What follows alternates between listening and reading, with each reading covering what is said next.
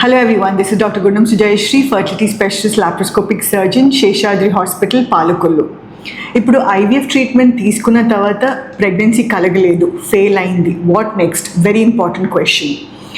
ఇప్పుడు ఐవీఎఫ్ సక్సెస్కి మనకి sperm and egg quality important, ఎందుకంటే దాన్ని బట్టే గుడ్ ఎంబ్రియోస్ తయారవుతాయి.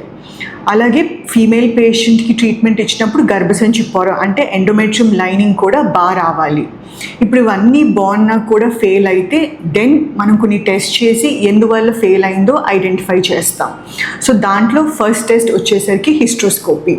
ఇక్కడ ఏం చేస్తామంటే గర్భసంచి లోపలికి హిస్ట్రోస్కోప్ అంటే ఇట్స్ లైక్ అ కెమెరా, అది పాస్ చేసి లోపల ఏమైనా ఇష్యూస్ ఉన్నాయో ఐడెంటిఫై చేస్తాం. If there is some problem we try to correct it. అలా కాకుండా గర్భసంచి లైనింగ్ అంటే ఎండోమెట్రియల్ లైనింగ్ ఒక పీస్ తీసుకుని బయాప్సీ టెస్ట్కి పంపిస్తాం. ఏంటంటే టీబీపీసీఆర్ టెస్ట్ అని అంటాం. కొన్నిసార్లు ఎండోమెట్రియల్ కాక్స్ అంటే గర్భసంచి పొర టీబీ వాళ్ళు కూడా ప్రెగ్నెన్సీస్ ఫెయిల్ అవుతూ ఉంటాయి. సో దాన్ని కూడా ఐడెంటిఫై చేసి బై ఛాన్స్ పాజిటివ్ వస్తే ట్రీట్మెంట్ తీసుకోమని సజెస్ట్ చేస్తాం. The third test is endometrial receptivity essay which is called ఎరా. ఆ డీటెయిల్స్ నేను నెక్స్ట్ వీడియోలో ఇస్తాను.